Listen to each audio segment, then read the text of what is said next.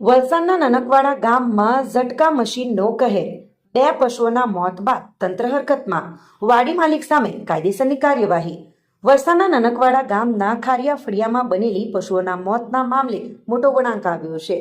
ગેરકાયદેસર ઝટકા મશીનના કારણે 2 અબોલ પશુઓએ જીવ ગુમાવ્યા બાદ દક્ષિણ ગુજરાત વીજ કંપની દ્વારા કડક વલણ અપનાવવામાં આવ્યું છે.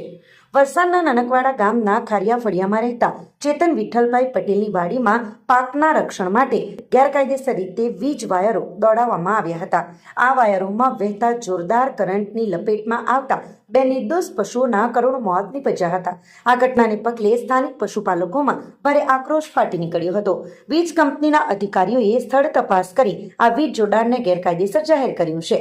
વાડી માલિક ચેતન પટેલ વિરુદ્ધ વીજ ચોરી અને જોખમી રીતે વીજ પ્રવાહ ફેલાવવા બદલ DGVCL દ્વારા કાયદેસરની કાર્યવાહી હાથ ધરવામાં આવી છે અને પશુઓના મોત મામલે પણ આગળની કાયદાકીય પ્રક્રિયા તેજ કરવામાં આવી છે. જોકે તંત્રએ કાર્યવાહી કરી છે, પરંતુ ગ્રામજનો હજુ પણ સવાલ કરી રહ્યા છે કે શું તંત્ર આવી દુર્ઘટનાઓ બને ત્યાં સુધી રાહ જુએ છે? આજે પશુઓનો ભોગ લેવાયો છે. જો કોઈ બાળક કે વ્યક્તિ આ વાયરોને અડી ગયું હોત તો તેની જવાબદારી કોની હોત? ખેતર માલિકો દ્વારા જંગલી જાનવરોથી રક્ષણ મેળવવા માટે કરાતા આવા જોખમી પ્રયોગો ઘણીવાર નિર્દોષો માટે જીવલેણ સાબિત થાય છે. આ કિસ્સામાં JAB દ્વારા લેવાયેલ કડક પગલાં અન્ય ખેડૂતો માટે લાલ બત્તી સમાન છે.